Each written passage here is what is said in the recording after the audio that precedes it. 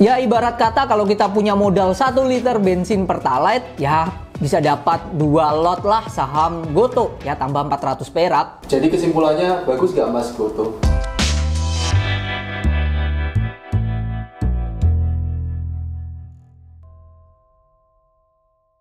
Gotoh.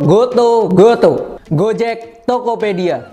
Perusahaan anak bangsa yang mendapatkan gelar unicorn untuk perusahaan startup digital pertama di Indonesia. Luar biasa. Gojek merupakan perusahaan yang awalnya dirintis oleh Nadiem Makarim di tahun 2010.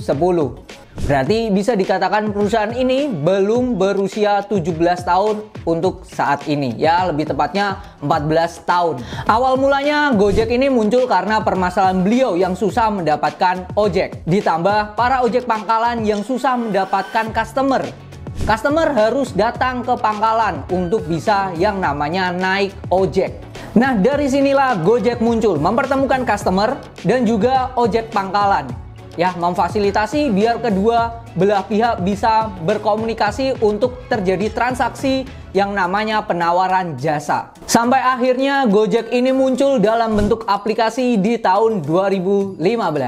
Itu tadi sekilas terkait dengan kemunculan Gojek di awalnya seperti apa. Bagaimana dengan Tokopedia? Tokopedia lahir tepat di 17 Agustus 2009 oleh William Tanuwijaya dan juga Leontinus Alva Edison.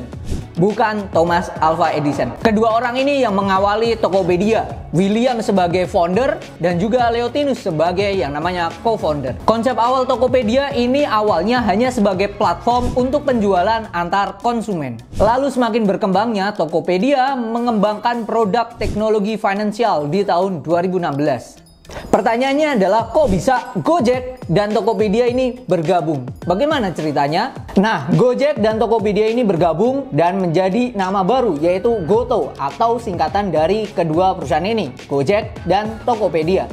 Tapi di satu sisi ada maksud lain yaitu Gotoh, gotong royong. Ya, itu arti makna dari nama Gotoh. Tokopedia ini diakuisisi oleh Gojek. Jadi, Tokopedia menjadi anak perusahaan dari Gojek. Proses akuisisi ini memunculkan PT Aplikasi Karya Anak Bangsa yang berubah nama menjadi PT Gotoh Gojek Tokopedia. Jadi intinya Gotoh itu terbentuk seperti itu. Dan puncaknya pada 11 April 2022 mereka melantai di Bursa Efek Indonesia dengan harga 338 per lembarnya. Awalnya mereka menawarkan 406.150.560 lot atau 13,7 triliun total dana yang mereka dapatkan dari 3,17 yang mereka lepas di masyarakat. Memang kecil, cuman 3,17% yang ditawarkan ke masyarakat pada 11 April 2022. Tapi perhatikan kondisi sekarang. Tara, 71% kepemilikan masyarakat dan mereka melakukan penerbitan saham lagi di akhir Juli 2024 kemarin. Padahal pada Juni 2023 sudah menerbitkan saham baru lagi loh. Jadi April 2022 mereka listing atau menerbitkan sahamnya ke publik sebesar 3,17. Lalu pada Juni 2023 mereka menerbitkan saham lagi. Dan Juli 2024 mereka menerbitkan saham lagi. Sampai kapan mereka mau menerbitkan saham lagi dan lagi? Aslinya kita tidak boleh pusing dengan sikap yang dilakukan oleh Gotoh yang menerbitkan saham terus-menerus. Karena pada awalnya saat mereka menerbitkan prospektus di awal mereka sudah mencantumkan yang mana berisikan sehubungan dengan penawaran umum perdana saham, emiten akan menerbitkan saham baru sebanyak-banyaknya 1,5% setiap tahun untuk jangka waktu 10 tahun setelah tanggal efektif. 10 tahun ya? Ya, tidak salah dengar ataupun tidak salah baca. 10 tahun. Jadi bisa dikatakan mereka terus menerbitkan sahamnya sampai 2032. Itu tadi sudah sejarah dan juga perkembangan lembar saham dari si Gotoh itu sendiri. Pertanyaan selanjutnya muncul adalah bagaimana performa kinerja perusahaan dan juga harga sahamnya. Secara kinerja perusahaan sampai 6 bulan 2024, perusahaan Gotoh masih merugi. Tetapi ada hal yang harus kita apresiasi dari mereka, yaitu ruginya terus mengalami penurunan dibanding tahun sebelumnya. Ini karena mereka makin efisien dan bisa menekan yang namanya beban-beban yang mereka tanggung. Nah, ini sebuah hal yang harus kita apresiasi. Efek dari mereka berhasil menurunkan beban. Di antaranya beban umum administrasi, beban penjualan dan pemasaran, beban pengembangan produk, beban operasional dan pendukung, dan beban penyusutan dan amortisasi.